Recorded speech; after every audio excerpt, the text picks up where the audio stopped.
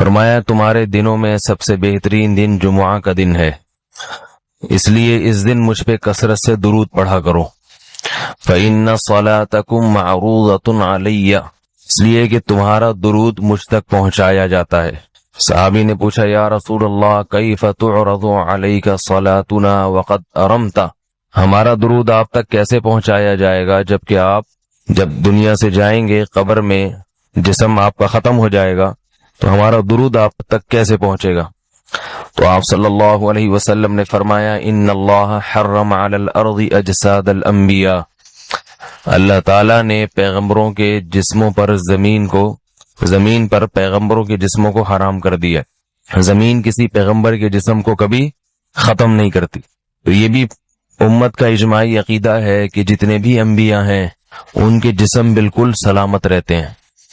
شہداء میں تو یہ بہت زیادہ مشاہدہ ہوتا ہے، بہت سارے شہداء کے جسم سلامت رہتے ہیں۔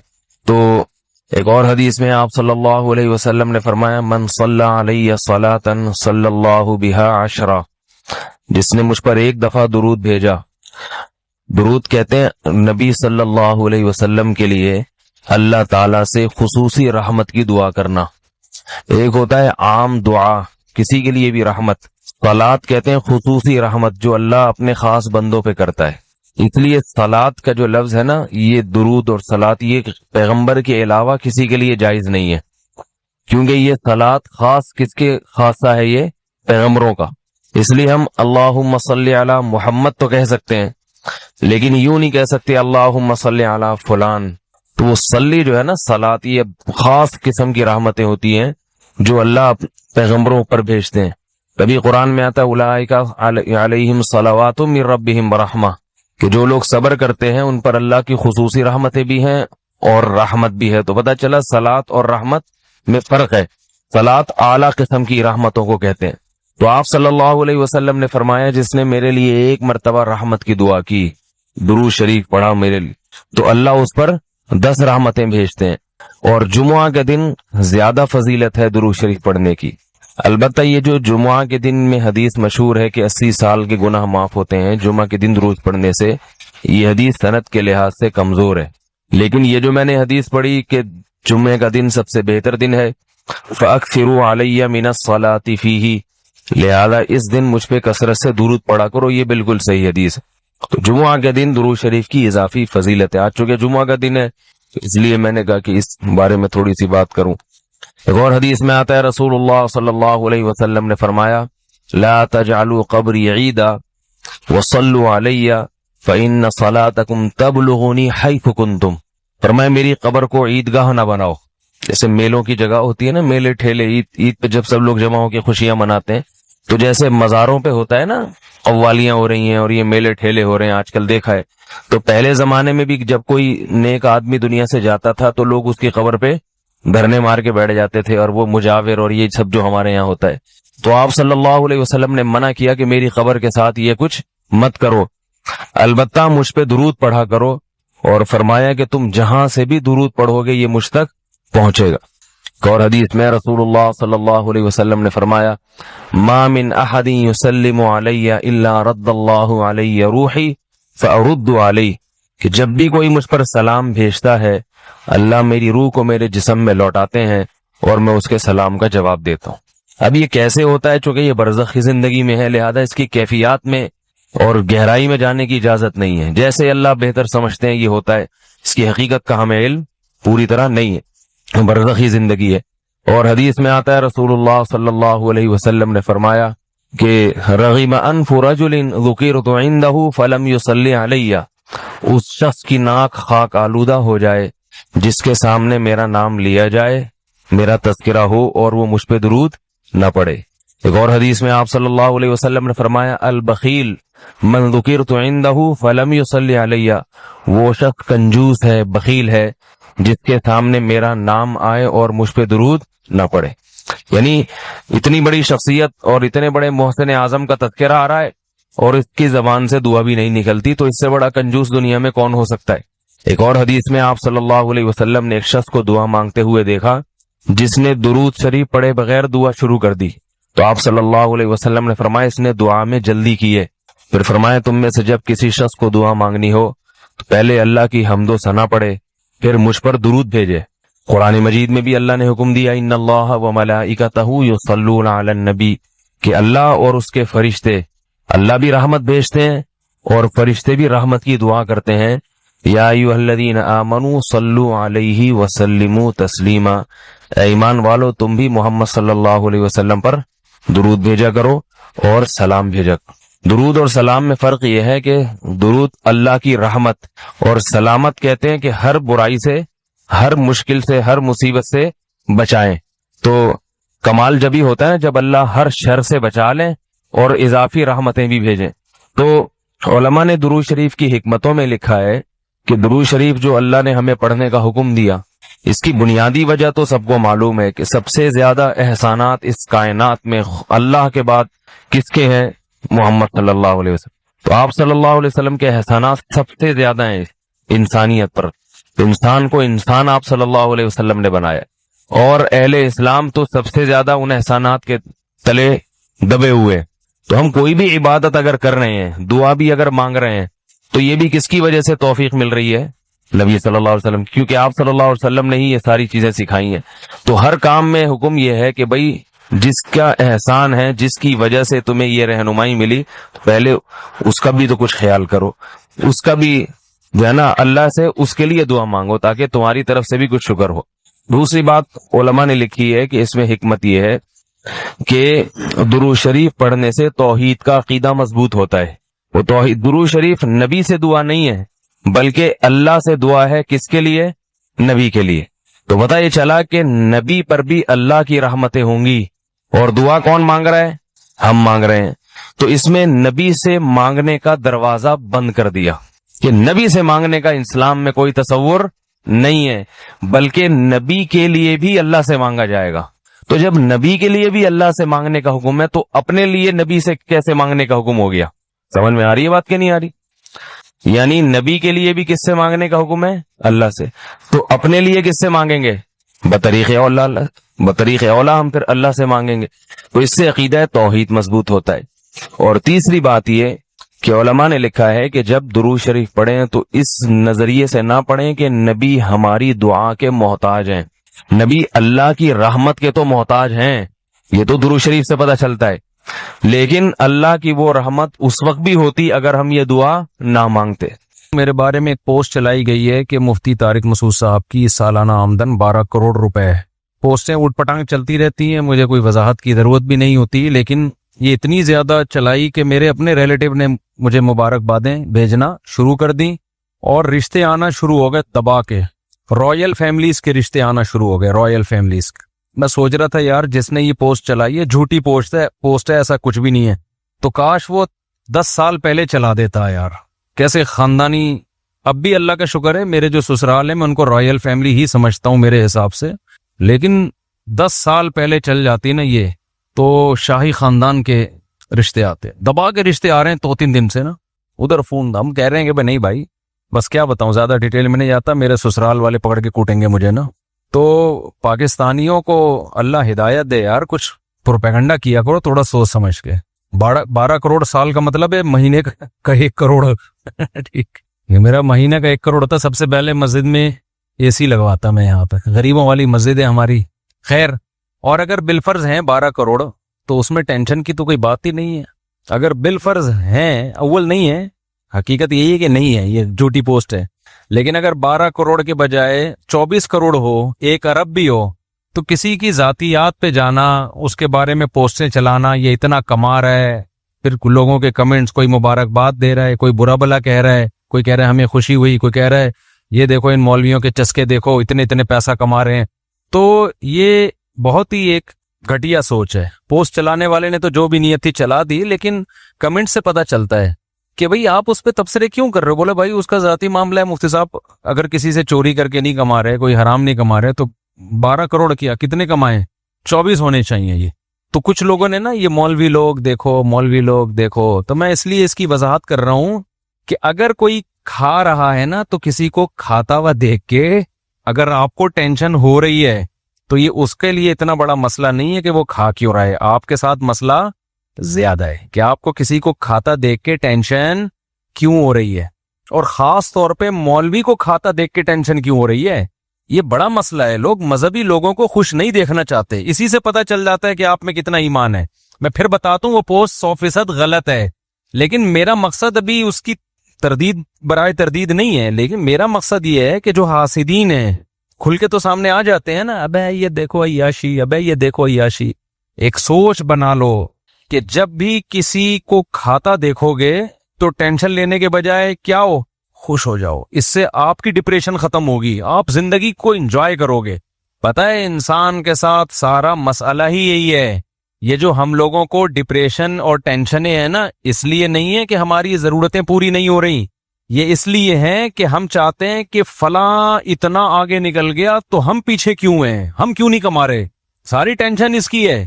یہ کمپٹیشن ختم ہو جائے نا, ساری دنیا سکون میں آ جائے. کیونکہ اس زمانے میں یہ رپورٹ ہے کہ پوری دنیا میں انسان کو جس سطح کا رزق مل رہا ہے نا, جس اسٹینڈرڈ کا, اس اسٹینڈرڈ کا رزق اس سے پہلے کبھی بھی نہیں ملا. ایسی لائف انسان کی کبھی رہی نہیں ہے لگژری جیسی اب ہے, سوائے چند ملکوں کے اور چند غریب علاقوں کو اگر آپ مستثنا کر دو. کچھ جگہیں ایسی ہیں جہاں لوگ بھوکے مر رہے ہیں, لیکن میجورٹی کی بات کر رہا ہوں. یہ لیونگ اسٹینڈرڈ جو انسان کا آج ہے نا, لباس میں, خوراک میں, رہائش میں, سواری میں, یہ اسٹینڈرڈ آج سے پہلے کبھی بھی بولو نہیں تھا. تو پھر ٹینشن کس بات کی بھائی؟ ٹینشن اس بات کی کہ اس کا مجھ سے بھی اچھا کیوں ہے, اسی میں مر رہے ہیں سارے. آپ مجھے بتاؤ, پہلے پنکھے تھے گرمیوں میں؟ ہمارے پردادا سے بھی ہم اوپر کی طرف جاتے ہیں تو پنکھے بھی نہیں تھے. بہت مالدار لوگ ہوتے تھے جو ملازم رکھتے تھے, جو یوں بیٹھ کے پنکھے چلاتے رہتے تھے. جیسے ہی وہ ہٹا تو بس گرمی سے پسینہ نکلنا شروع.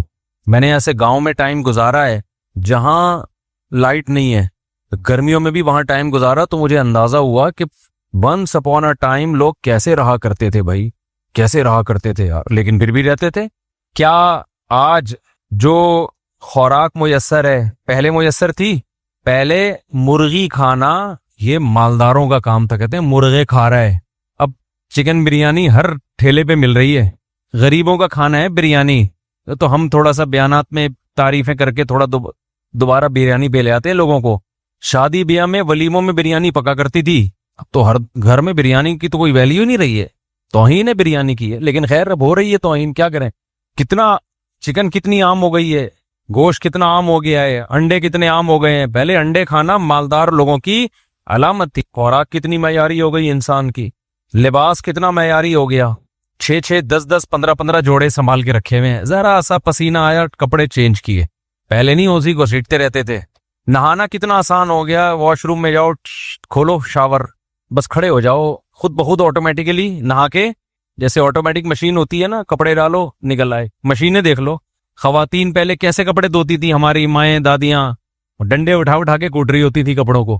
اب مشین میں ڈالو, دھلا کے آٹومیٹک مشینیں خود ہی سارے پروسیس سے گزر کے کپڑا باہر. اس میں بھی پھر خواتین کہتی ہیں ایکچولی وہ پھر وہ کرتا ہوں, پھر خواتین بہت غصے ہوتی ہیں, کام بہت ہیں. کام کیا ہے بھائی, آپ کا کام کیا؟ نہ مردوں کا تھوڑا بہت, مرد کا تو پھر بھی تھوڑا سا باس سے کچھ صلواتیں سن لے گا. آپ کا تو صلواتوں والا کام بھی, پہلے ساسوں سے جو صلواتیں سنا کرتی تھی وہ بھی کیا ہو گیا. ایک تھوڑی سی صلواتوں کی ٹینشن ہوتی تھی, اب وہ بھی کیا ہے, ساس کا تو احترام ہی مارکیٹ سے شارٹ ہو گیا ہے. تو اس میں جو ہے نا پیمپر دیکھو کیا کر رہا ہے آج کل. کتنی بڑی بڑی ذمہ داریاں کس نے اٹھا لی ہیں, پیمپروں نے اٹھا لی ہیں. تو کتنی لگژری لائف ہے نا انسان کی, لیکن ڈپریشن کم ہو رہی ہے بڑھ رہی ہے. کیوں؟ کمپٹیشن. ابے اس کی مجھ سے بھی زیادہ. کسی غریب کے گھر پرانے زمانے میں پنکھا لگا دیتے نا, خوشی سے بے ہوش ہو جاتا کہ یار بٹن دباؤ خود ہی ہوا آ رہی ہے. اب اس پہ ڈپریشن ہو رہی ہے کہ میرے گھر میں اے سی کیوں نہیں ہے, ساری دنیا نے ایئر کنڈیشن لگا لیا, میرے گھر میں کیوں نہیں ہے. تو یہ دماغ میں بٹھا لو, جب تک سکون نہیں ملے گا, جب تک یہ دنیا میں کمپٹیشن اور تقابل کا جذبہ ختم نہیں ہوگا. اور یہ ختم ہوتا ہے دنیا کو مسافر خانہ سمجھنے سے. سمجھتے ہو دنیا کو کیا سمجھنے سے؟ مسافر. علماء کے پاس اگر پیسہ آتا بھی ہے تو لوگ ان کے نا پیسے کو دیکھتے ہیں, یہ یوں کر رہے ہیں یوں کر رہے ہو. بھائی جب نہیں تھا تو کوئی ٹینشن نہیں تھی, کیونکہ کمپٹیشن نہیں ہے, کوئی ان کے دماغ میں تقابل نہیں ہے کہ ہم نے پیسے میں اس سے آگے بڑھنا ہے, اس سے سکون ہے. جب نہیں ہوتا تو نہیں ہوتا, ہوتا ہے تو بھی وہ ٹینشن نہیں ہوتی جو عام لوگوں کو ہو رہی ہوتی ہے کہ بھئی جا بھی سکتا ہے. اللہ تعالیٰ سب کی حفاظت کرے. لیکن یہ جو کمپٹیشن کا جو دماغ میں کھوپڑی میں گھس گیا ہے نا, اس کو کھوپڑی سے کیا کرو, نکالو. اس کے بغیر زندگی میں سکون کے علاوہ سب کچھ ملے گا, سکون کے علاوہ سب کچھ, اس کو نکال دو. بات چل پڑی ہے تو میں کمپلیٹلی اسی پر بات کروں ذرا. نبی صلی اللہ علیہ وسلم نے فرمایا کہ دین میں نا اپنے سے اوپر کو دیکھو اور دنیا میں اپنے سے کمتر کو دیکھو. آپ کے گھر اگر پنکھا ہے, آپ اس کو دیکھیں جس کے گھر پنکھا بھی نہیں ہے. ایک تو بڑا مسئلہ یہ ہے کہ انسان کے پاس تھوڑا سا پیسہ آتا ہے نا تو اپنے سے زیادہ مالداروں میں جا کے رہنا شروع کر دیتا ہے. وہ تھوڑا سا پیسہ آیا تو لیونگ اسٹینڈرڈ اپنی اوقات سے زیادہ اونچا, اس کے بعد پھر وہاں جا کے پھر وہی ٹینشن, ابے یار اس کے پاس تو روزانہ گاڑی بدلتا ہے, میں تو 10 سال سے ایک ہی گاڑی لے کے گھوم رہا ہوں. اچھا, مالداروں کے ساتھ ایک بڑا ایشو پتہ ہے کیا ہے, کیونکہ انسان کی نیچر ہے کہ وہ عزت تلاش کرتا ہے. اب مالدار کے پاس جب پیسہ آتا ہے نا تو اس کو عزت مال میں نظر آتی ہے, کیونکہ جب دوست احباب آپس میں بات کرتے ہیں, ابے تو کیا خرید رہا ہے, ابے میں نے یہ اتنے کی گھڑی خریدی, میں نے اتنے کا موبائل خریدا, میں نے اتنے کا پلاٹ خریدا, میں یہ تو عزت کا معیار کیا بن جاتا ہے, دولت. اب آپ کی عزت ہی دولت کی وجہ سے ہو رہی ہے تو آپ دولت پہ کمپرومائز نہیں کرو گے. پھر یار پیسہ نہ جائے بھائی, میری عزت کی کیا ہو جائے گی, ایسی کی تیسی. یہ چیز ہے جو دولت مند کو ڈپریشن میں لے کے جاتی ہے. اس کی تو عزت ہی کس بیس پہ ہو رہی ہے. دیکھو اس کی مثال دیتا ہوں, اس سے بات سمجھاتا ہوں, پھر اس کا علاج بھی بتاؤں گا. میں نے بہت زیادہ دولت مندوں میں یہ ڈپریشن دیکھی ہے. بعض دولت مند تو ایسے دیکھے اوپر سے مجھے کھسکے ہوئے لگے, وہ کہ کھسک گئے ہیں بھی, صحیح نہیں رہے. وہ اتنا پیسہ آ گیا, اوپر کی سیٹنگ کیا ہو گئی, مجھے 2-3 دفعہ خیال ہوا کہ کچھ اسکرو پانا لے کے تھوڑی سیٹنگ کیا کرنی پڑے گی, ٹائٹ کرنی پڑے گی. کیونکہ مجھے ڈر ہوا کہ یہ تھوڑا عرصے میں بالکل ہی آؤٹ, کیونکہ ایک دفعہ دماغ گھومتا ہے نا تو اگر فوراً سیٹنگ پہ نہ آئے, بے بھائی مجھے ایک بات بتاؤ, گاڑی میں تھوڑا سا کام نکل آئے, فوراً ٹھیک کرا لو گے تو چلتی رہے گی 100 سال بھی, نہیں ٹھیک کراؤ گے تو تھوڑا اور ایک وقت آئے گا کہ میکینک بولے گا بھائی اس کو کباڑ والے کو بیچ دے, اب یہ ریپیئرنگ کے قابل نہیں. تو بعض لوگ کی کھوپڑی آؤٹ ہوئی, اتنے آؤٹ ہو گئے ہیں کہ اب کھول کے دوبارہ ان کو جوڑنا پڑے گا, وہ ریپیئرنگ کے قابل. ایسے لوگ میرے پاس آتے ہیں, میں بتاتا ہوں کہ بھائی اب یہ ریپیئر نہیں ہو سکتا بندہ, یہ کھول کے دوبارہ کیا ہوگا, دوبارہ جوڑے گا. اب ہم تو جوڑ نہیں سکتے, فرشتے ہی جوڑیں گے اس کو, یعنی اس کو دوبارہ سے پیدا ہونا پڑے گا. ایسے بھی ہو جاتا ہے, تو کسی وجہ سے ہو نا, دماغ میں چوٹ لگنے سے ہو گیا, سمجھ میں بھی آتا ہے یار.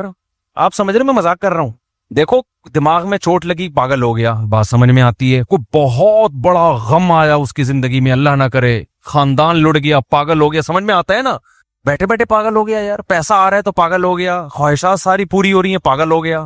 ذرا سی بات پہ کیا ہو رہا ہے, یعنی خوشیوں کی وجہ سے بھی پاگل ہو رہا ہے, یا معمولی سی ٹینشن سے پاگل ہو رہا ہے. تو یہ بہت بڑا ایشو ہے کہ نہیں ہے. تو پھر وہ جب میں دیکھتا ہوں نا اس طرح کے لوگوں کو جو بات چیت, تو مجھے اندازہ ہوتا ہے کہ میں لوگوں سے کہتا ہوں کہ یار اپنے دوستوں سے کہ بھائی یہ بندہ اب ریپیئرنگ کے سے ٹھیک ہونے والا نہیں, اللہ ہی ٹھیک کر دے تو الگ بات. اب یہ کمپنی میں جائے گا, پورا کھلے گا, دوبارہ سے کیا ہوگا, جڑے گا, اس کے بعد یہ سیٹ ہو سکتا ہے. دین اللہ کی بہت بڑی نعمت ہے, سمجھتے ہو. تو وہ مسئلہ کیا ہوتا ہے ایسے لوگوں کے ساتھ کہ جو چیز عزت کا ذریعہ تھی اس کے جب چھننے کا خطرہ ہوتا ہے نا تو انسان کس میں جاتا ہے, ٹینشن. اب آپ مجھے بتاؤ, آپ کے پاس ایسے کیسز آئے ہیں نا کہ ایک کھلاڑی تھا, ترقی کرتے کرتے کہاں تک پہنچا, سلیکشن نہیں ہوئی. ایسے کرکٹ کے کھلاڑی ہیں, فٹ بال کے کھلاڑی ہیں, ہمارے جاننے والوں میں بھی بڑی محنت کرتے کرتے کرتے کرتے ایک مقام پر گئے, قومی ٹیم میں سلیکشن نہیں ہوئی, ڈپریشن سے پاگل ہو گئے. کیوں؟ ان کو لگا کہ یار جو چیز ہماری عزت کا ذریعہ تھی اب وہی نہیں رہا ہمارے پاس, تو اب ہمارے پاس تو کوئی اور ذریعہ ہے ہی نہیں. یہ جو ہمیں کھلاڑی کامیاب نظر آتے ہیں نا, یہ لاکھوں میں 11 ہوتے ہیں ٹوٹل. میرا خیال ہے 13 کھلاڑی ہوتے ہیں نا, 2 اسپیئر میں بھی کچھ گٹنا شٹنا دائیں بائیں ہو گیا, کوئی فارورڈ 15-16 ہوتے ہیں نا. تو یہ جو ہمیں نظر آ رہے ہوتے ہیں نا 15-16 کے کامیاب ترین لوگ, یہ 15-16 ہزار ناکاموں میں سے 15-16 کامیاب نکلے ہوئے ہوتے ہیں. اس لیے میں بار بار کہتا ہوں کھیل کود کو کبھی بھی اپنا اوڑھنا بچھونا مت بناؤ, کیونکہ ہم نے زندگیاں برباد ہوتے ہوئے دیکھی ہیں. لڑکا جو ہے نا کرکٹ میں لگا رہا پریکٹس کرتا رہا, پڑھائی میں نہیں ہے, وہ میں بڑا کھلاڑی بنوں گا, فٹ بال میں لگا رہا, دن رات ایک کر دیا, سلیکشن نہیں ہوا قومی ٹیم میں. اب زندگی کھپا دی فٹ بال میں اور کرکٹ میں, نہ डॉक्टर बन सके, ना इंजीनियर बन सके, ना ताजिर बन सके, अब रक्षा चला रहे हैं। नहीं आ रही बात समझ में? आ रही है समझ में? अब क्या चला रहे हैं? रक्षा। रक्षा चलाना कोई बुरी बात नहीं है, लेकिन वो डिप्रेशन में जाते हैं रक्षे से कि हमने सोचा हुआ क्या था, आ कहां गए? रक्षे पे आ गए। तो ये चीज, अब दौलतमंद जो है ना, उसकी इज्जत किस बेस पे हो रही है? बोलो। दौलत, पैसा, जहां बैठेगा भाई पैसा बहुत है मेरे पास, पैसा अपना दिखाएगा भी। बाज दफा पैसा किसी कारोबारी जरूरत से भी दिखाना पड़ता है, वो एक अलग बात है। हमारे एक दोस्त हैं, बड़ा अल्लाह ने पैसा दिया, उन्होंने अपने पास आईफोन रखा हुआ है बगैर कवर के, सबसे लेटेस्ट। मैंने कहा भाई बगैर कवर के आईफोन क्यों है? कह रहे हैं भरम है, गिर गया तो टूटने का हमें गम नहीं है। मैंने कहा यार ये कौन से भरम है? कह रहे हैं भाई हमारे पास जब कोई पार्टी आती है ना डीलिंग के लिए, तो सियासत में उसको अपनी दौलत दिखानी पड़ती है, वरना बड़े बड़े सौदों की डीलिंग होती है। ये भरम एक अलग रुख है। जैसे मैंने कहा ना कि बदअखलाकी बुरी चीज है, भरम में आदमी बड़ी बड़ी धमकियां देता है। मैंने एक पूरा जुम्मे का बयान इस पे किया था कि गुस्से में ये कहना कि बेगम मेरी खोपड़ी घूम जाती है गुस्से में, तो ये आपके पागल होने की अलामत है। अक्लमंद आदमी की गुस्से में खोपड़ी नहीं घूमती, गुस्से में ही तो आजमाइश है कि खोपड़ी अपनी जगह पे आके घूम रही है। क्या ख्याल है? अबे भाई, जो लड़के आम तौर पे कहते हैं ना, अबे तेरे भाई की खोपड़ी तुझे पता है गुस्से में तो घूम जाती है, अबे तेरा भाई को जब गुस्सा आता है, तो असल में वो बता रहा होता है कि मैं गधा हूं। वो क्या बता रहा होता है कि मैं क्या हूं? ये कोई कमाल नहीं है कि गुस्से में तुम्हारी खोपड़ी घूम जाती है। असल में तो खोपड़ी के सही इस्तेमाल का टाइम ही क्या है? गुस्सा। कि उस वक्त कितना कंट्रोल होते हो तुम। नॉर्मल हालत में तो हर आदमी की खोपड़ी सेट रहती है। जो पागल किस्म के लोग होते हैं गुस्से में खोपड़ियां घूमती हैं, फिर ऊट पटांग कत्ल कर देते हैं, तलाकें दे देते हैं, सर फोड़ देते हैं, गालियां देना शुरू कर देते हैं। असल कमाल क्या है? गुस्से में आप क्या हो? अपने आप को कंट्रोल में रखो। लिहाजा मैंने बताया था कि ये डायलॉग कि गुस्से में मेरी खोपड़ी घूम जाती है, ये डायलॉग आपके गधे होने की दलील है। ये कभी ना बोला करो कि गुस्से में तेरे भाई की खोपड़ी घूम जाती है, तो इसका मतलब आप खुद बता रहे हो कि मैं क्या हूं? मैं इंसान नहीं, मैं गधा हूं। जानवर में इंसान में यही तो फर्क होता है। बैल को देखा है, भैंसे को जब गुस्सा आता है उसको खोपड़ी सही रहती है, घूमती है, घूम जाती। तो आप भी बैल हैं, इसका कट्टे हैं आप भी। लेकिन मैंने ये भी बयान में बताया था कि सियासतन कभी ये कहना पड़ता है भरम के लिए कि गुस्से में मेरी खोपड़ी, ये रोब के लिए। मिसाल के तौर पर आपकी शादी हुई, आप बेगम को रोब में लेना चाह रहे हो, आपने बेगम को बता दिया कि बेगम एक बात ये मैं तुम्हें कान खोल के सुन लो कि मुझे जितना भी गुस्सा है मैं रहता नॉर्मली हूं। तो जो खानदानी औरत होगी वो कहेगी माशाल्लाह इतना अच्छा है, जो गैर खानदानी होगी वो कहेगी मेरे को बड़ा बेहतरीन किस्म का बेवकूफ आदमी मिल गया। इसके साथ जो भी कर लो गुस्से में हमेशा ये क्या रहेगा? ठंडा रहेगा। तो जो गैर खानदानी होगी वो तो फिर वो कुछ करेगी आपके साथ। तो ऐसे मौके पे गैर खानदानी, हर औरत ऐसी नहीं होती, तो गैर खानदानी को आप भरम में लेने के लिए, रोब डालने के लिए आप क्या कहेंगे? बेगम ये काम ना करना, क्योंकि अगर तुमने ये काम किया और मुझे आ गया गुस्सा, तो अल्लाह से पहले कहो अल्लाह ऊपर ऊपर से कह रहा हूं मैं ऐसा हूं नहीं, क्योंकि अल्लाह को बहुत गुस्सा आएगा इस जुमले से कि मैंने तो तुझे ये कहा है कि गुस्से में कंट्रोल कर। वल काज़िमीन अल गैज़, अल्लाह कहते हैं नेक लोग गुस्से में अपने आप को क्या करते हैं? कंट्रोल। उनकी खोपड़ियां घूमती नहीं है। तो पहले अल्लाह को अलग से बता दो, ए अल्लाह मैं बेगम को कंट्रोल में लेने के लिए ऊपर ऊपर से एक जुमला कहूंगा, दिल में मेरे नीयत नहीं होगी। तो क्योंकि अगर मैंने ये कह दिया बेगम के सामने कि गुस्से में भी मेरी खोपड़ी कंट्रोल में रहती है, तो खोपड़ी तो कंट्रोल में रहेगी, बेगम कंट्रोल में बोलो नहीं रहेगी। रिपोर्ट है ये, बेगम कंट्रोल में नहीं रहेगी। खानदानी औरत तो रहेगी, उसको तो जरूरत ही नहीं है ना। हर औरत थोड़ी, जैसे हर आदमी ठीक एक खानदानी नहीं होता, तो हर औरत कौन सा होती है? अच्छी बुरी हर तरह की होती है। जो इज्जतदार औरत है ना उसको आप रिस्पेक्ट देंगे, बेगम आइए बैठिए, वो इसको इतनी कदर करेगी ऐसा अच्छा मियाँ मिल गया। और जो 2 नंबर खानदान से आई होगी ना उसको आप इज्जत देंगे, वो कहेगी बेहतरीन बंदा मिला है, ठीक है ना, उल्लू बनाने के लिए। खैर अब ऐसा ना हो अपने बेगमों से शुबा करना शुरू कर दो। तो ऊपर ऊपर से आप कहेंगे बेगम मैं गुस्से में मेरी खोपड़ी कंट्रोल में नहीं रहती, ये भरम के लिए। तो ऐसे ही बाज जुमले मुतकब्बिराना होते हैं, बाज तरीके मुतकब्बिराना होते हैं, लेकिन वो सियासी भरम या और कोई मसलहत के लिए वो ऊपर ऊपर से एक्टिंग करनी पड़ती है, वो एक्टिंग करनी पड़ती है। जैसे तकब्बुर अल्लाह को पसंद नहीं है, लेकिन मैदान जंग में तवाज़ो का हुक्म नहीं है। हदीस में आता है कि ये जुमला ना शहनशाह कहना किसी को कि बादशाहों का बादशाह, अल्लाह को इस पे गुस्सा आता है कि बादशाहों का बादशाह तो अल्लाह है, या अना अपनी मैं हूं, मैं ऐसा, ये जुमले क्या हैं? الکبریا ردائی، حدیث میں آتا ہے اللہ کہتے ہیں تکبر میری چادر ہے، جو اس میں ذرا بھی مجھ سے جھگڑے گا میں اسے رسوا کر دوں گا۔ جس کے دل میں ذرہ برابر کبر ہوا، حدیث میں آتا ہے جنت میں داخل نہیں ہوگا۔ موسیٰ علیہ السلام سے بنی اسرائیل نے پوچھ لیا تھا کہ بڑا عالم کون ہے، انہوں نے کہا میں ہوں، حالانکہ صحیح بات تھی، لیکن اللہ کو آپ کا یہ انداز پسند نہیں آیا۔ اتنی سی بات حضرت موسیٰ نے کہہ دی تھی کہ میں بڑا ہوں، عالم، اور بات بھی صحیح تھی، لیکن اللہ نے کہا کہ نہیں کہنا چاہیے تھا، کون بڑا ہے؟ اللہ۔ تو آپ بتاؤ جب اللہ کو اتنی سی بات پسند نہیں کہ میں بڑا عالم ہوں، تو اللہ کو یہ کہنا کہ میرے جیسا کوئی ہے ہی نہیں ہے، بھائی یہ تو بہت خطرناک ہو گیا نا۔ لیکن میدان جہاد میں حکم ہے متکبرانہ جملے بولو دشمن کے سامنے، جھوٹ بھی بولو، سفید بال ہیں کالے کر کے جاؤ، بڑھاپا چھپاؤ۔ 40 سال کے بعد بال کالے کرنا اسلام میں جائز نہیں ہے۔ مجاہد کو اجازت ہے میدان جنگ میں جا رہا ہے، سفید ہو گئے نا بال، کالے کر کے جا، ایسا نہ وہ دشمن تجھ سے جھاڑ پھونک دم کروانے کے لیے آ جائے کہ بابا ان کے پاس بابے بھی آئے ہوئے ہیں تو لڑ لو گے پھر۔ میں اسلام دین فطرت ہے نا، ہر چیز کو ایک موقع دیا ہے نا، کہ ایک موقع کی ایک چیز ہے نا۔ سارے سفید بال والے آرمی کے چیف آئے تھے، وہ جامع رشید، تو چیف نہیں تھے، وہ کیا تھے، D J I S P R, تو کسی نے کہا ان کے بال کالے ہیں یہ انہوں نے کالا کولا لگایا ہوا ہے، اب پتہ نہیں لگایا ہوا تھا کہ یہ اوریجنل تھے، واللہ عالم۔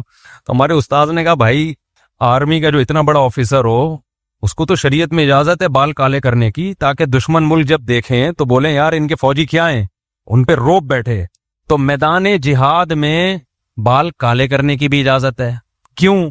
دشمن، حالانکہ یہ بھی ایک طرح کا جھوٹ ہو گیا نا، بھائی بال کالے کرو گے تو جو آپ کی حقیقی ایج ہے آپ دشمن کو دھوکہ دے رہے ہو، آپ اس سے کم عمر لگو گے، ایسا ہی ہے نا، جوان لگو گے، تو اسلام کہتا ہے لگو بھائی وہاں جا کے جوان، لیکن آپ کو حق پرستی کا آپ پہ بہت غلبہ تھا، تقوی بہت تھا آپ میں، آپ گئے، آپ نے کہا جھوٹ نہیں بولنا، جتنے سفید ہیں پورے نظر آئے، ایسے تو رشتہ نہیں ملتا، جنگ میں فتح کہاں سے ہوگی؟ ابے آج کل جو لونڈے لپاڑے رشتے لینے جا رہے ہیں نا، پورے کالے کولے سے نہا کے جاتے ہیں، میں بتا دوں آپ کو، لڑکی والوں کو میں ہوشیار کر رہا ہوں، کیونکہ صحیح ٹائم پہ شادیاں نہیں ہو رہی ہیں، اور جب صحیح ٹائم پہ شادی نہیں ہوتی تو بڑھاپا جلدی آتا ہے، اور ڈاکٹروں نے بھی ماشاءاللہ ہینڈ پریکٹس میں لگا دیا ہے تاکہ اور بیڑا غرق ہو جائے صحتوں کا۔ اس پہ بھی میں کسی وقت بات کروں گا انشاءاللہ، یہ ڈاکٹر لوگ بہت پروموٹ کر رہے ہیں اس کو، کل یہ رجوع کر لیں گے، صحتوں کا بیڑا غرق کر دیں گے۔ میڈیکل سائنس کوئی ایسا آخری حتمی نہیں ہے کہ تحقیق ایسی کمپلیٹ ہو چکی ہے کہ اب اس کے بعد مزید تحقیق نہیں ہو سکتی۔ کتنی چیزیں ہیں میڈیکل سائنس کی، 15 سال پہلے تحقیق کچھ اور تھی، 15 سال کے بعد وہ کیا ہو گئی، چینج۔ تو اب یہ ڈاکٹر جو آج کل لڑکوں کو بعض ڈاکٹروں نے لگا دی ہے کہ 100 دفعہ کرو کوئی صحت خراب نہیں ہوتی، ایسا بالکل بھی نہیں ہے۔ پھر میں اس پہ بعد میں آؤں گا، ابھی بات کروں گا اس پہ، پہلے ہمارا ٹاپک کمپلیٹ ہو جائے گی۔ یہ ٹاپک مجھے ممبر پہ چھیڑنے کی کا شوق نہیں ہے، لیکن ڈاکٹر بھی نہ چھیڑے نا، وہ یوٹیوب پہ پروموٹ کر رہے ہیں بھائی تھوک پھینکو، 100 دفعہ پھینکو کچھ نہیں ہوتا، تو ایسے ہی وہ اپنی خواہش 100 دفعہ پوری کر لو، ہاتھ سے کچھ نہیں ہوتا۔ زمین آسمان کا فرق ہے تھوک میں اور میرے بھائی، اور جو چیز اللہ نے ایک نیچرل رکھی ہے اس سے آپ جب بھی ہٹو گے تو ڈسٹربنس پیدا ہوگی، یہ ہو نہیں سکتا نیچر سے لڑو اور نیچر آپ کو انتقام نہ لے آپ سے، کل ڈاکٹروں کی تحقیق بدل جائے گی، اور بہت سے ڈاکٹر ابھی بھی اس کے خلاف ہیں۔ یہ میں اس لیے کہہ رہا ہوں کہ کوئی ڈاکٹر میرے بیان پہ اعتراض کر سکتا ہے کہ مفتی صاحب شریعت کی بات کرو نا، میڈیکل سائنس میں ٹانگ کیوں اڑا رہے ہو؟ تو میں اس لیے بتا رہا ہوں کہ میں میڈیکل سائنس میں جو ٹانگ اڑا رہا ہوں تو بہت سے ڈاکٹر ہی اس کے خلاف ہے، اس لیے میں ان کا ریفرنس دے رہا ہوں۔ اور ویسے کھوپڑی بھی کوئی چیز ہوتی ہے نا، نیچر کے خلاف آپ چلو گے تو کیسے آپ صحت کیسے ٹھیک ہو سکتی ہے؟ خیر الگ ٹاپک ہے یہ، ابھی میں اس کو جلدی سے پہلے والے کو مکمل کروں۔ تو بات کیا چل رہی تھی؟ ہاں کالے بال، تو میدان جنگ میں لڑنے کے لیے حکم کیا ہے؟ بال کالے کرو۔ تکبر اللہ کو پسند نہیں ہے، میدان جنگ میں ہے تکبر والی باتیں کرو دشمن کے سامنے۔ ایک صحابی تھے غزوہ احد میں نا، سر پہ پٹی باندھ کے سینہ کڑا کے چلے اور کہا کہ کوئی سخت بڑے الفاظ کے انہوں نے، اس وقت میرے ذہن میں نہیں، وہ پوری ورڈنگ نہیں آ رہی ان کی، تو آپ صلی اللہ علیہ وسلم نے فرمایا اللہ کو یہ جملہ اور یہ انداز پسند نہیں ہے، لیکن اس موقع پہ اللہ کو یہی انداز پسند ہے۔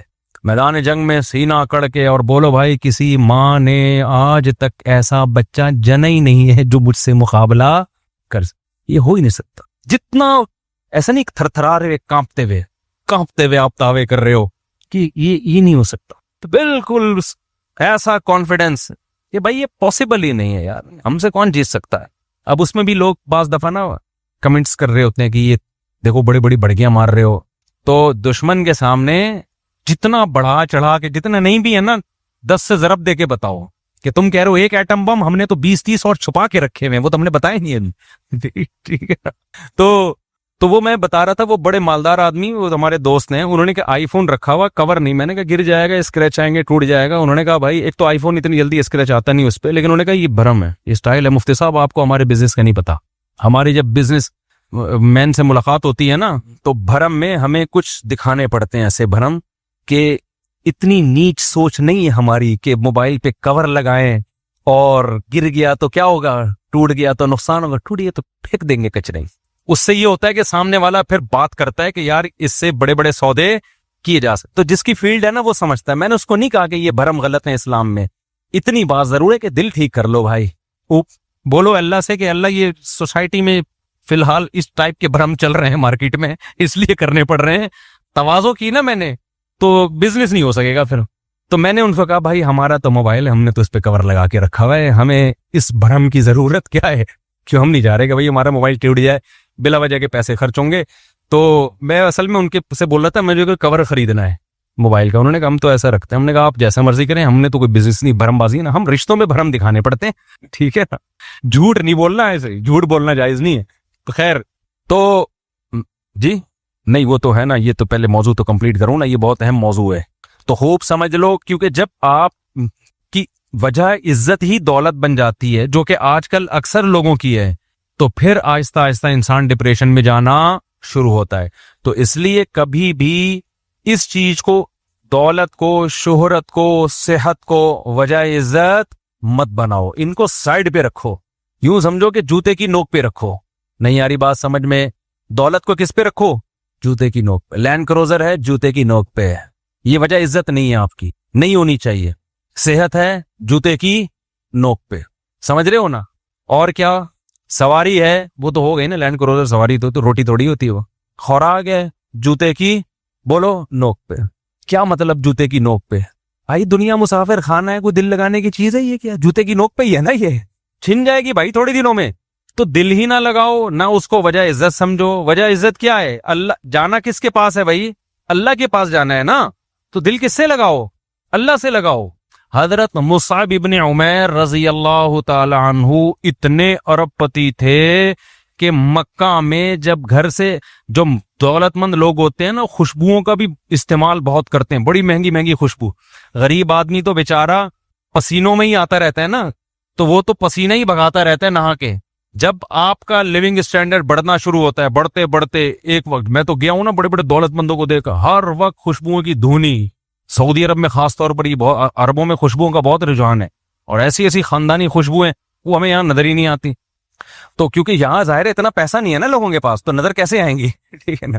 تو آپ حضرت مصعب ابن عمیر رضی اللہ تعالیٰ عنہ اتنے مالدار، ریشمی لباس پہنا کرتے تھے، خوبصورت بہت تھے. جب مکہ کی گلیوں میں نکلتے نا تو گلیاں خوشبو سے معطر ہو جاتی تھی، لگتا تھا کوئی رائل فیملی کا بندہ یہاں سے گزر کے گیا ہے.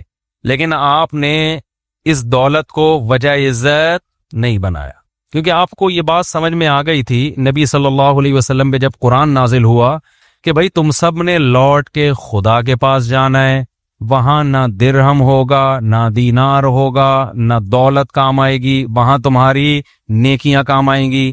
امن ہوا قانت آناء اللیل ساجدا وقائما یحذر الآخرۃ ویرجو رحمت ربی. اللہ نے فرمایا بھلا وہ شخص جو راتوں کو اللہ کے سامنے اٹھ کے اللہ سے دعائیں مانگتا ہو، آخرت کا خوف کرتا ہو، کیا اس کے برابر وہ شخص ہو سکتا ہے جو یہ سب کچھ نہ کرتا ہو؟ اتنی قرآن کی آیتیں، ہر جگہ عمل عمل عمل. کہیں بھی دولت کی فضائل بیان نہیں کیے گئے قرآن میں کہ دولت کی وجہ سے تم اللہ کی نظر میں بڑے بن جاؤ گے. اگر کسی کے پاس دولت ہے بھی تو وہ صدقہ خیرات کر کے تو بن سکتا ہے، ایک نیک عمل ہے نا. صرف دولت نہیں بنا دے گی اس کو اللہ کی نظر میں بڑا. اتنا زیادہ اس مضمون کو قرآن نے بیان کیا، یہاں تک کہ مشرکین مکہ، ان کا یہ خیال تھا کہ دولت اتنی ویلیویبل چیز ہے کہ نبوت بھی دولت مند کو ملنی چاہیے. تو نبوت ایک مسکین پیغمبر کو کیوں ملی ہے، غریب پیغمبر کو کیوں ملی ہے؟ اتنا ان کے دماغوں میں دولت کا تصور بیٹھ چکا تھا، جو آج بھی یہی ہے. تو قرآن نے کیا کہا؟ اہم یقسمون رحمت ربک. نبوت اللہ کی رحمت ہے، اس کے ٹھیکیدار تم تھوڑی ہو، تو ہم ہیں، ہم جس کو چاہیں گے دیں گے.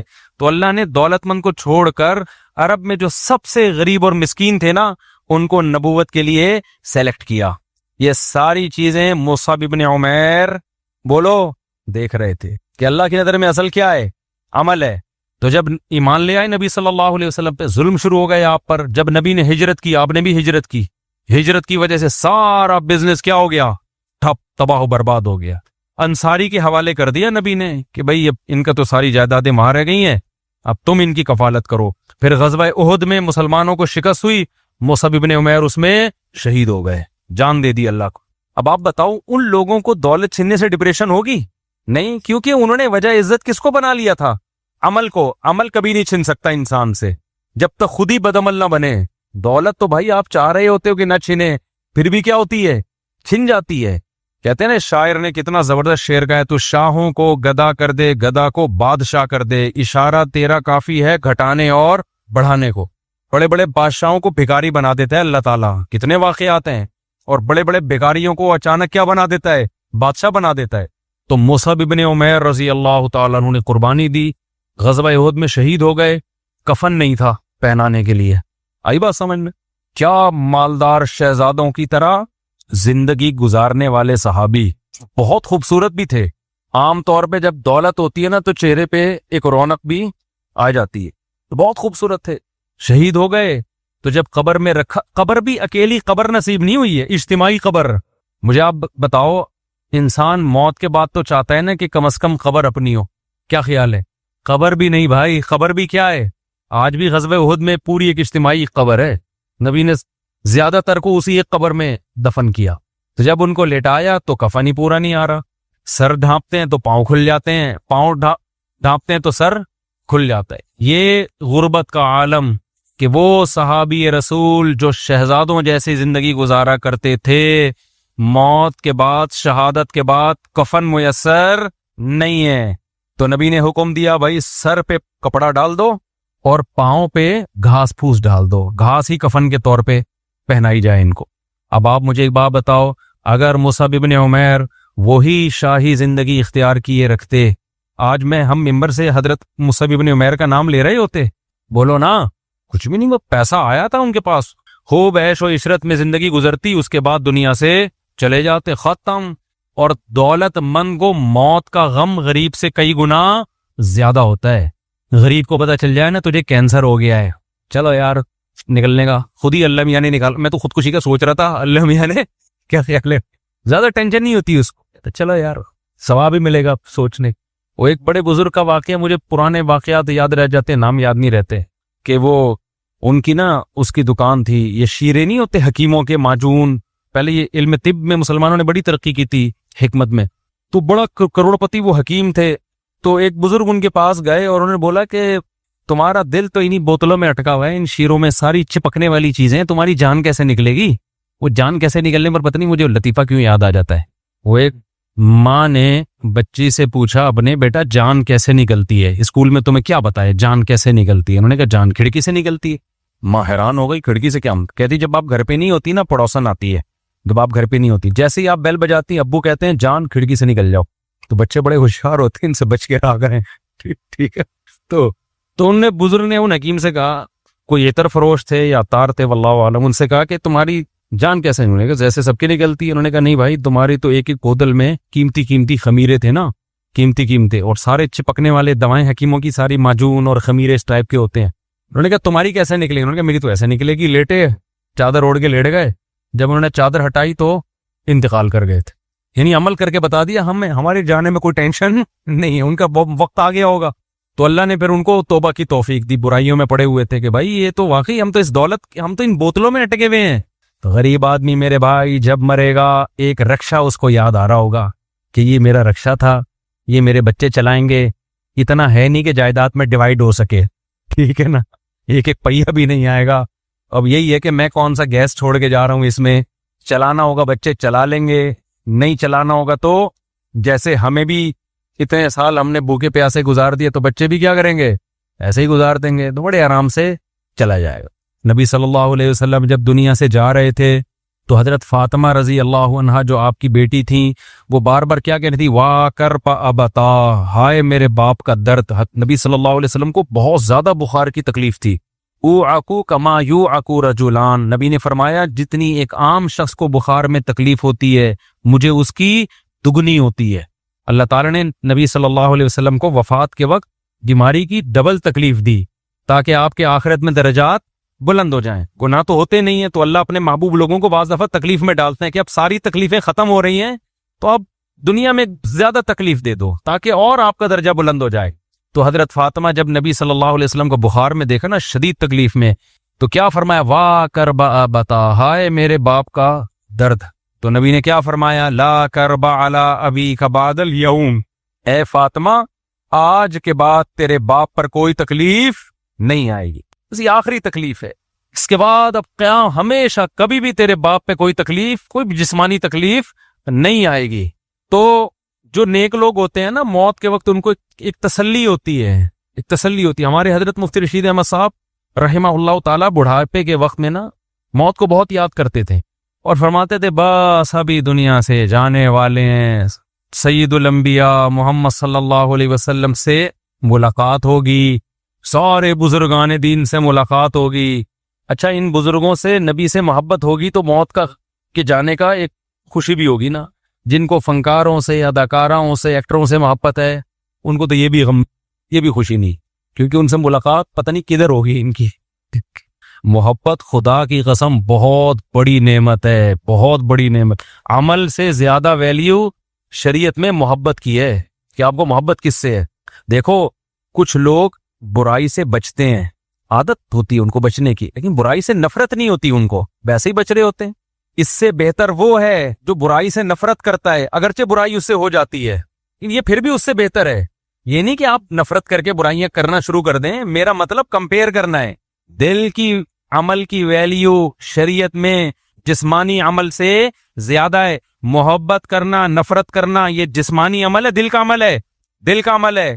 تو اسلام یہ کہتا ہے کہ جس سے محبت ہوگی نا قیامت میں ہوگے اسی کے ساتھ، اگرچہ بدعملی کی سزا کھانے کے بعد ہوگے، لیکن اگر محبت نہیں ہے تو پھر اس کے ساتھ نہیں ہوگے آپ، چاہے کتنی نیک عمل کر لو۔ نہیں آ رہی بات؟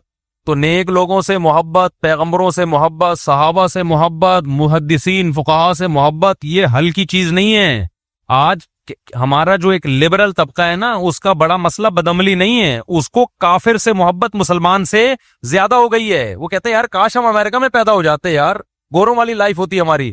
اگرچہ وہ جمعہ بھی پڑھتے ہیں، سمجھ رہے ہو، ٹوپی بھی پہنتے ہیں، عید کے دن نہاتے بھی ہیں، عمل کے لحاظ سے مسلمان ہیں، لیکن ان کی سوچ کیا ہے کہ کامیاب کون ہے؟ انگریز کامیاب ہے، محبت اس سے ہے، یہ زیادہ برباد ہے۔ اور ایک ہے پیدا امریکہ میں ہوا، سارے اسٹائل انگریزوں والے، دل کہتا ہے کاش میں مکہ مدینہ میں پیدا ہو جاتا ہے، یار کاش میں اسلامی ملک میں پیدا ہو جاتا۔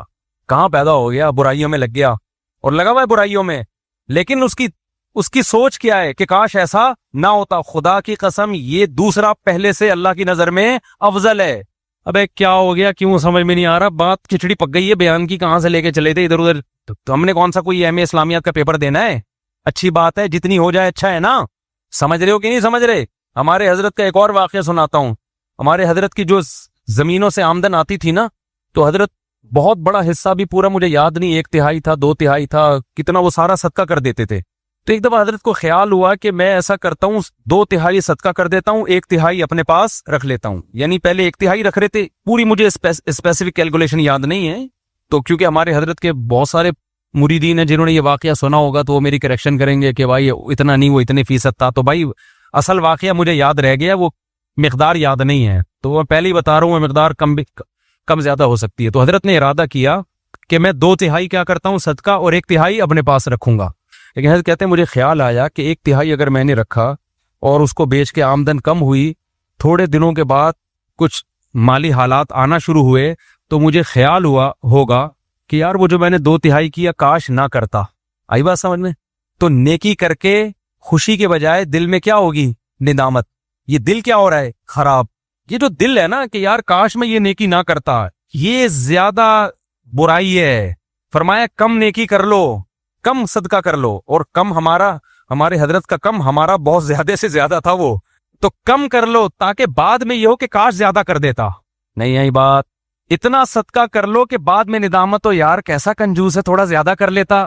یہ زیادہ اچھی حالت ہے دل کی، بجائے اس کے کہ زیادہ کر کے بعد میں ندامت ابے یہ میں نے کیا کر لیا یار. نیکی کر کے شرمندگی کرنا، یہ نیکی نہ کر کے شرمندہ ہونے سے زیادہ برا ہے.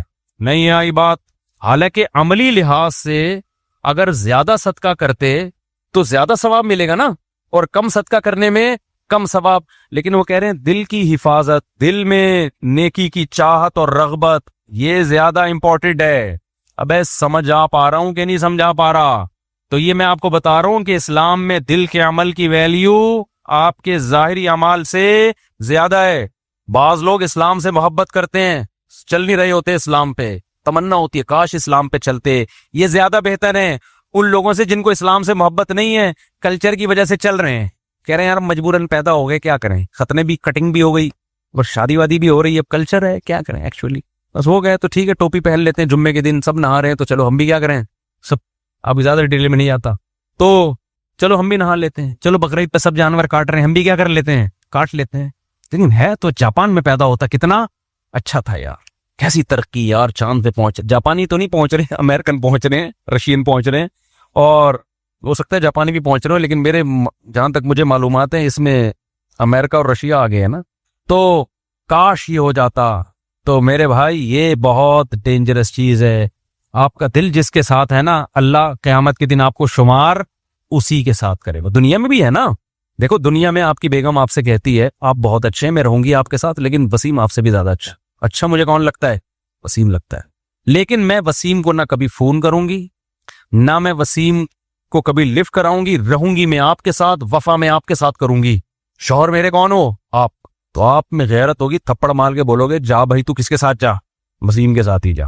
اور دوسری طرف وہ بیوی ہے جو ٹوٹ کے محبت کرتی ہے آپ سے، لیکن آپ کی اطاعت نہیں کرتی. ویسے تو جہاں محبت ہوتی ہے اطاعت بھی ہوتی ہے، لیکن میں کمپیئر کر رہا ہوں نا کہ اتنی محبت نہیں ہے کہ اطاعت کرے، لیکن محبت ہے.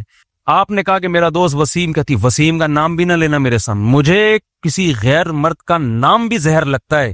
میرے باپ نے مجھے آپ کے حوالے کیا، یہ اس زمانے کی بات کر رہا ہوں جب باپ حوالے کیا کرتے تھے. مثال تو اس پرانے زمانے کی ہے. لوگ کہتے ہیں کس قسم کی مثالیں دے رہے ہیں، باپ حوالے کہاں کرتا ہے، فون کر دیا جاتا ہے ابا کو میں پہنچ گئی ہوں، ٹھیک ہے نا، ابا کو بتا دیا جاتا ہے ہو گئی ہے شادی. آپ کہیں گے ایسا تو نہیں ہو رہا، ابے کبھی ہمارے پاس بیٹھو ہم بتائیں گے. یہ جو بہت سی شادیاں آج کل ہوتی بھی نظر آ رہی ہیں تمبو، یہ فیک تمبو ہیں. اصل میں پہلے ایسے کیسز بہت آ رہے ہیں، پہلے ہو چکی ہوتی ہے، پکڑی جاتی ہے، ابا کو بتاتی ہے کہ ہم نے شادی کر لی، ابا کہتے ہیں عزت کا جنازہ نکلے گا، بیٹا ایک ہماری خوشی کی خاطر تمبو لگا کے دوبارہ سے کر لو. سب جگہ نہیں ہو رہا کہ بدگمان ہو جائیں، جو بھی تمبو جائے وہاں آپ انکوائری کرنا شروع کرتے ہیں پہلے ہو گئی تھی یہ جھوٹی موٹی کا ہو رہا ہے، لیکن ہو ایسا بھی شروع ہو گیا ہے. خیر، تو دل کی جو حفاظت ہے وہ عمل سے زیادہ ہے. آپ حج کرنے گئے، خیال ہے یار کدھر آ گئے یار، ٹینشن میں آ گئے یار، نہ آتے اچھا تھا بھائی، دیکھا اللہ معاف فرمائے، ایسے بھی ہوتا ہے بعض، کب آ گئے ہیں تو مجبوری ہے یار، پورا قافلہ آیا ہوا ہے، بھاگ بھی نہیں سکتے یہاں سے، اس سے بہتر ہے نہ آتے اور دل یہاں اٹکا ہوا ہوتا ہے. نہ کرتے حج اور سوچتے کاش میں کہاں چلا جاتا حج میں. سمجھتے ہو کہ نہیں سمجھتے؟ ایک تو نیچرل، ایک تو قدرتی طور پہ تکلیف ہوتی ہے نا حج میں، وہ تکلیف تو فطری ہے، وہ تو اس لیے کہ تاکہ ثواب ملے. کوئی وہاں سوئٹزرلینڈ تھوڑی ہے جو آپ انجوائے کرنے جا رہے ہو، وہ تو نیچرل ہے. لیکن یہ خیالات آنا کاش میں نہ آتا. مجھے یاد ہے بچپن میں میری جب 7-8 سال عمر تھی، شدید گرمیوں کے روزے تھے، تو میرے بڑے بھائی نا مجھے منع کر رہے تھے روزہ نہ رکھو. انور میں ہمارے ریلیٹو رہتے تھے، اس کو کراچی کی بسیں بڑی خطرناک تھیں. میرے بھائی منع کر رہے آج روزہ نہ رکھو، میں نے رکھ لیا روزہ. 8 یا 10 سال میری ایج ہوگی. اب روزہ رکھ کے ہم انور میں نا وہ 4K پتہ نہیں 4J ٹائپ کی بس تھی کوئی، وہ نہیں پٹپٹی سی بسیں ہوتی تھیں، بھری بھی ہوتی تھی، اس میں بیٹھ گئے ہم. اب جا رہے ہیں نیول کالونی ہاکس پہ روڈ کی طرف، مجھے روزہ لگنا شروع، اور بس میں تو الٹی بھی آتی ہے، عجیب سی طبیعت. 11 بجے کا ٹائم ہے، میں بار بار بولوں کاش میں روزہ نہ رکھتا، کاش میں روزہ. میرے بڑے بھائی نے ایک دفعہ برداشت کر لیا، میں نے کہا کاش یار آج میں روزہ نہ رکھتا. بھائی صاحب نے برداشت کر لیا، بچہ ہے بھائی. دوسری دفعہ پھر کاش یار میں روزہ نہ رکھتا. مجھے یہ واقعہ یاد رہ گیا، ہو سکتا ہے میرے بڑے بھائی صاحب کو یاد نہ ہو.